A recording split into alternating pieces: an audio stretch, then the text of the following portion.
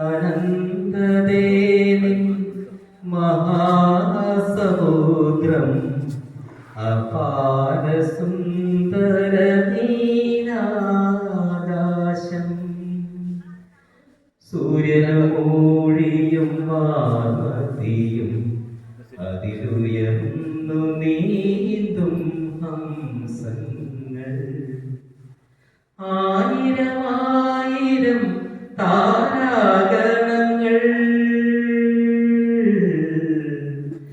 ആയിരമായിരം താരാഗണങ്ങൾ അലകളിലുലയും വെൺപുരകൾ അപാര സുന്ദരമീനാകാശം. ഇങ്ങനെയുള്ള ഇമാജിനേഷൻസ് ആകാശത്തിനെയും കടലിനെയും കമ്പയർ ചെയ്യാൻ പറ്റുന്ന താരതമ്യം ചെയ്യാൻ പറ്റിയ ഇമാജിനേഷൻസ്. ഈ ഇമാജിനേഷൻസ് ആണ് നമ്മളെ പ്രധാനപ്പെട്ട കണ്ടുപിടുത്തങ്ങളിൽ ചെന്ന് എത്തിക്കുന്നത്. ഓക്കെ, നമുക്ക് എന്താ അവസാനിപ്പിക്കാം. നമുക്ക് ഒരുപാട് ദൂരം പോകാനുണ്ട്, ഒരുപാട് കാര്യങ്ങൾ പഠിക്കാനുണ്ട്, ഒരുപാട് ദൂരം നമുക്ക് പോകാനുണ്ട്. അപ്പൊ ആ യാത്ര നമുക്ക് അത്ര വിരസമായി തോന്നാൻ പാടില്ല.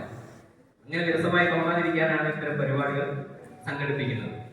റോബർട്ട് ഫ്രോസ്റ്റ് എന്നൊരു കവി ഒരു വലിയ യാത്ര ചെയ്യായിരുന്നു. അദ്ദേഹം കുതിരപ്പുറത്താണ് പോകുന്നത്. ഒരു വലിയ യാത്രയാണ്, കുറെ ദൂരം ഞങ്ങൾക്ക് പോകാനുണ്ട്.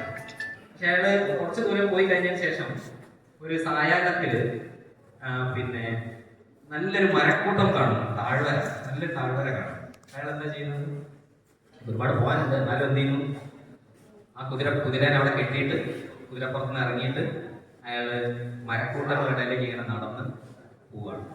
അപ്പൊ അയാൾ മനസ്സിന് അയാൾക്ക് എൻജോയ്മെന്റ് ആണ് ഇതൊക്കെ കണ്ടിട്ട്. ഓക്കെ, പക്ഷെ അപ്പോഴാണ് അയാൾ മനസ്സിലായിരിക്കുന്നത് അയാൾക്ക് ഒരുപാട് ദൂരം പോകാനുണ്ട്. അയാൾക്ക് ഉറങ്ങുന്നതിന് മുമ്പ് അയാൾക്ക് സ്ഥലത്തെത്തണം എന്നാണ് മനസ്സിൽ പെട്ടെന്ന് ചിന്ത വരികയാണ്.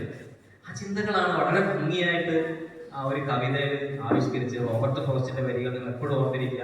എന്താണത്? 4 വരികൾ പ്രധാനപ്പെട്ട.